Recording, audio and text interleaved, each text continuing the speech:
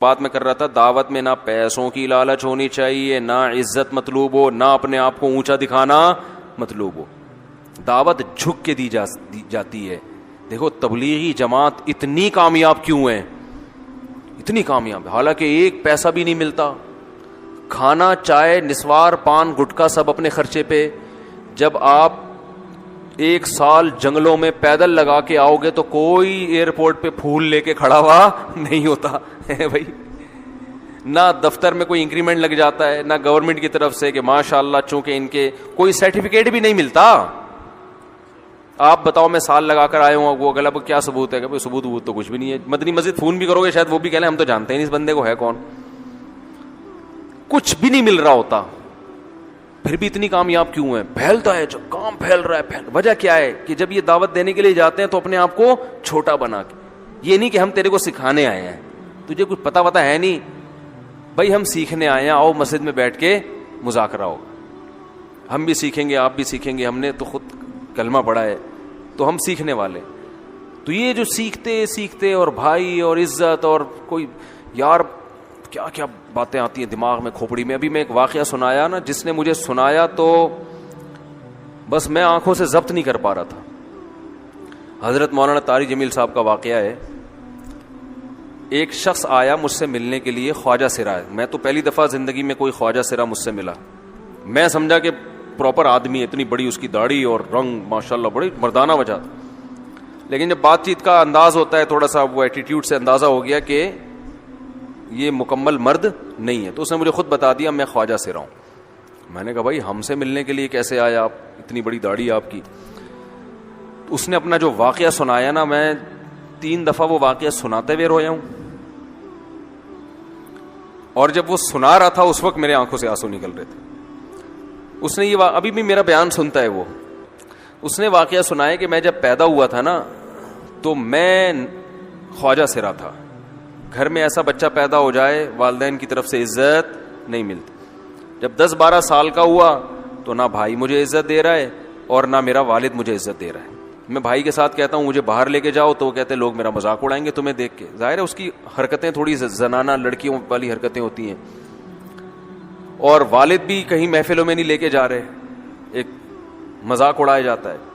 کہنے ایک دفعہ میں کہیں گزر رہا تھا تو یہ جو ہوتے ہیں نا خواجہ سراؤں کی پوری ایک جماعت تھی، انہوں نے مجھے پہچان لیا، دیکھا اتنا اچھا. اس وقت نہ اس کی داڑھی اور یعنی اس میں خواتین والی ہی علامتیں تھیں زیادہ. تو انہوں نے مجھے کہہ رہے ہیں اتنی عزت دی، کھانا کھلایا اور اپنے گرو کے پاس لے کر گئے. اور گرو نے کہا کہ تم ہمارے ایجنٹ بن جاؤ، ہم تمہیں پھر ڈانس ماس کروائیں گے، آدھے تمہارے آدھے ہمارے، جو بھی اس کا سیٹ. کہہ رہے مجھے پہلی دفعہ کہیں عزت ملی. تو لیکن میرے ابا کو پتہ چل گیا تو ابا نے لا کے طبیعت سے کوٹ دیا، ٹھیک ہے نا، کہ دوبارہ ان میں نہیں بیٹھنا. ٹھیک ہے ہم نے توبہ کر لی بھائی، یہ برے لوگ ہیں، ڈانس ماس اچھی چیز نہیں ہے، ٹھیک ہے. تو اب کیا ہوا، کہتے ہیں کہ پھر جو ہے نا کچھ دنوں میں کہیں کسی سے جھگڑا میرا ہوا کسی بات پہ، تو اس نے انتقام لینے کے لیے شکایت لگا دی ابا کو کہ یہ دوبارہ ان کے پاس گیا. حالانکہ وہ جھوٹی شکایت تھی. اب ابا کو لگا کہ یہ صحیح کہہ رہا ہے جس نے شکایت لگائی ہے، کیونکہ شبہ تو تھا نا ابا کو دوبارہ جائے گا. ابا نے پھر مارا. تو کہہ رہے ہیں میں بول رہا ہوں کہ میں نے یہ کام نہیں کیا، میں نہیں جا رہا ہوں ان کے پاس، میں نہ ناچ گانا سیکھ رہا ہوں، کچھ بھی نہیں. لیکن ابا نے اس کی باتوں میں آ کے انکوائری نہیں کی ہوگی پوری، وہ سمجھے ہوں گے کہ بھئی ایسا ہی ہے. تو ابا نے پھر کٹائی لگائی. تو اس کے دل میں منفی جذبات پیدا ہو گئے اور یہ گھر سے بھاگ گیا کہ بھئی مجھے ویسے تو عزت نہ یہاں مل رہی ہے اور میں ذلت برداشت بھی کر رہا ہوں تو بھی. کہہ رہے میں وہاں چلا گیا. تو جب میں وہاں گیا ہوں نا خواجہ سراؤں کے ہاں، تو وہی گرو اور ڈانس، اور پھر اس نے مشہور کچھ ایکٹروں کے نام بتائے جن کے ساتھ ہم ڈانس کرتے تھے. اور پیسے آنا شروع ہو گئے، آدھے گرو کی جیب میں آدھے ہماری، اور ہٹو بچوں. لیکن ظاہر ہے یہ کوئی عزت دار راستہ تو نہیں ہے نا. کہہ رہے ہیں کہیں سے تبلیغی جماعت میں حضرت مولانا طارق جمیل صاحب آ گئے. انہوں نے اجازت مانگی، ہمارے گرو کو پیغام بھیجا بھائی مجھے ایک دفعہ یہاں آ کے دعوت دینے تو. اس نے اجازت دے دی، آ جاؤ بھائی. بیان کیا، ان کو سمجھایا بھائی یہ زندگی نہیں ہے، اللہ کی سیروزے کے لیے بہرحال ترغیب دی. کہہ رہے ہیں میں تیار ہو گیا، باقی لوگ تیار نہیں ہوئے، میں تیار ہو گیا. کہہ رہے میں نے گرو سے اجازت لی. اس نے کہا جاؤ لگا لو سیروزہ. تو کہتا ہے کہ جب میں حضرت کے گھر پہ گیا ہوں نا, تو حضرت پہلے سے دروازہ کھول کے ایسے انہوں نے دونوں بازو پھیلائے ہوئے تھے استقبال کے لیے, پہلے سے کھڑے ہوئے تھے علماء کے ساتھ. کہتے اتنے مشہور آدمی, اتنی بڑی سیلیبریٹی, اور اتنے بڑے بڑے علماء, ان کی پگڑیاں, ان کے اتنا خوبصورت لباس, جو خود عزت دار لوگ ہیں, کہہ رہے ایسے جو ہے نا میرے استقبال کے لیے دونوں بازو پھیلا کر کھڑے ہوئے, اور ایسے مجھے بیٹا بنا کے نا اپنے سینے سے لگایا کہ تو میرا بیٹا ہے. کہہ رہے خدا کی قسم مجھے زندگی میں پہلی مرتبہ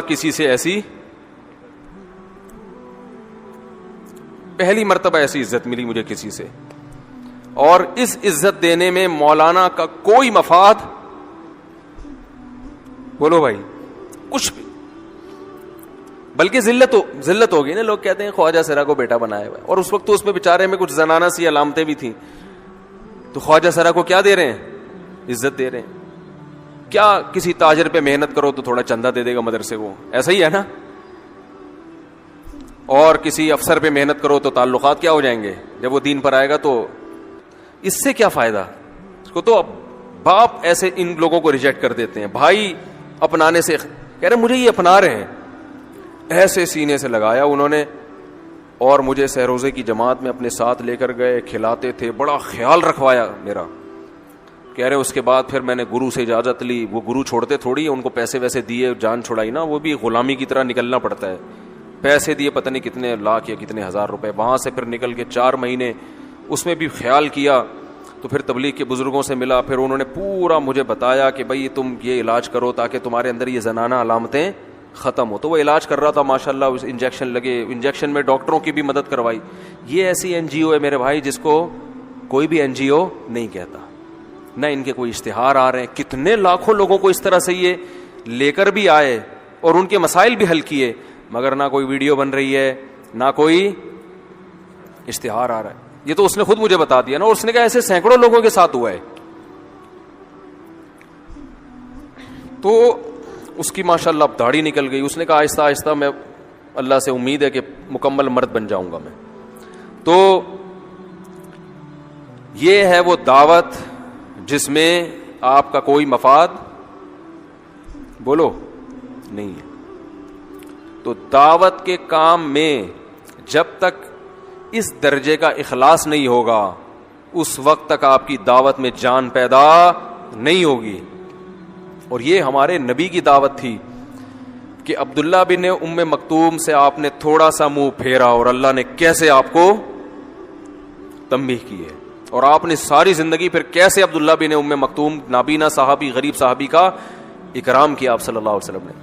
تو بھائی یہ صرف علماء کے لیے نہیں ہے, یہ ہر شخص کے لیے کہ جب بھی حق بات کرو نا, حق بات, جب بھی حق بات, تو اس میں آپ کا کوئی مفاد نہیں. یہاں تک کہ سیاسی حمایت اگر کسی کی کر رہے ہو تو آپ کا ذاتی مفاد اس میں نہیں ہونا چاہیے.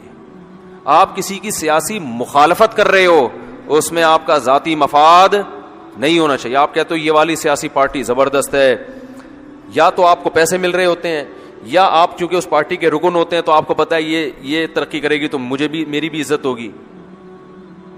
ٹھیک ہے, کسی کو پروموٹ کرنے کے لیے اس کی تعریفیں کرنی پڑتی ہیں جو جائز تعریفیں ہیں, لیکن آپ کا اس میں اگر اس کو پروموٹ بھی کر رہے ہو تو ملک اور قوم کی خیر خواہی کے لیے پھر آپ کریں اس کو پروموٹ.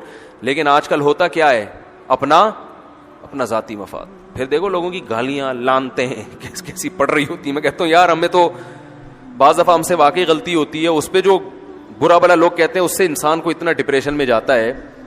تو اور ان کو تو باقاعدہ ان کی غلطیاں ہو کے بے شمار لعنتیں پڑ رہی ہیں, مگر یہ پھر بھی رات کو بڑے مزے سے خراٹے لے کے سو رہے ہوتے ہیں.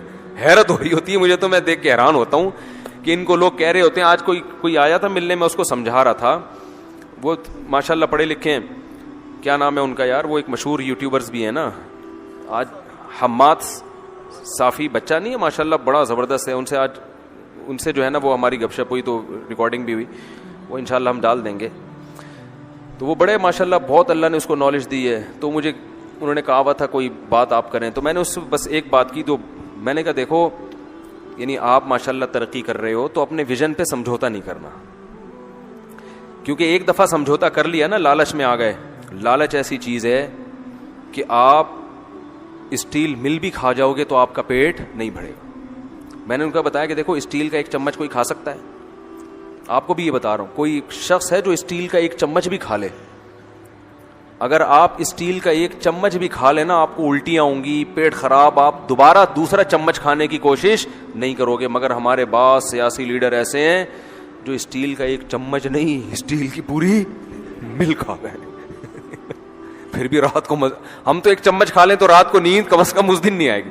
پوری مل جس سے پتہ نہیں کروڑوں چمچ بنتے ہیں, کروڑوں سریے بنتے ہیں, کیا کیا بنتا ہے اسٹیل کے, پوری مل کھائے, ایک دفعہ نہیں کھائی, کئی بار کھا کے بیڑا ہی غرق کر دیا اس کا, مگر ابھی بھی ان کا پیٹ نہیں بھرا. یہ ہے اٹ از کالڈ لالچ اور طمع.